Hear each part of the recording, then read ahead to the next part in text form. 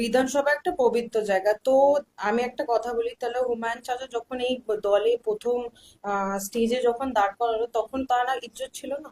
তখন কি তিনি বলেননি যে এটা মানে আমার এটা পবিত্র জায়গা? সেটা পবিত্র ছিল না? না, তখন না নাকি আমি আপনি জানতো না যে আপনার এই ধরনের ভিডিও সোশ্যাল মিডিয়ায় আছে?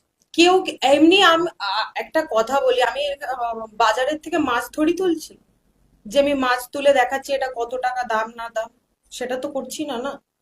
আমি একটা ক্যান্ডিডেট নিচ্ছি, তো ক্যান্ডিডেটের নিশ্চয়ই আমার ব্যাপারে জেনেছে তবেই না ক্যান্ডিডেট বানিয়েছে। এমনি এমনি তো এত মানুষ ছিল, এত পিছনে লোক ছিল, 400 জন লোক বসার জন্য ছিল, 400 জনের মধ্যে আমাকেই কেন তুললো তাহলে? আপনার কি মনে হয় এই ভিডিও গুলো একটা অজুহাত, আসলে আপনাকে বাদ দেওয়াটাই মূল উদ্দেশ্য? ভিডিওটা একটা অজুহাত হচ্ছে।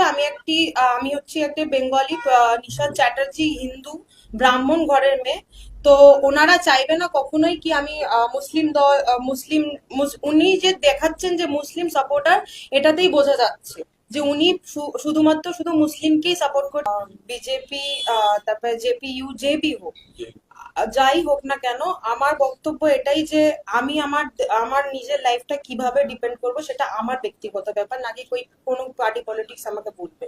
কারণ আমাকে কোনো পার্টি পলিটিক্স খাওয়ায় না, পড়ায় না। আমি নিজে খাটি, নিজে খাই, নিজের হিসাবেই চলি। আর আমি নিজের সোশ্যাল ওয়ার্ক নিজেই করি। তো সবকিছু যখন নিজেই করি, তো আমার ব্যক্তিগত হিসাবে আমার মনে হয় আমি যেটা করছি ঠিক করছি। আচ্ছা, এই ঘটনার পর আপনাকে যদি আর অন্য কোনো দল থেকে প্রপোজাল দেওয়া হয় রাজনীতিতে আসার জন্য বা ক্যান্ডিডেট হওয়ার জন্য, যাবেন আমি পশ্চিম নিজে বঙ্গে? আমি নিজে আমি নিজে যেমনি কাজ করছি, আমি নিজে হিসাবেই কাজ করব। আর আমি আমার তরফ থেকে আমার যতটুকু মানুষের জন্য করণীয় আমি করছি, করব। আর আমি নির্দল হলেই থাকবো। আমি কোনো পার্টির মধ্যে এখন যেতে চাই না।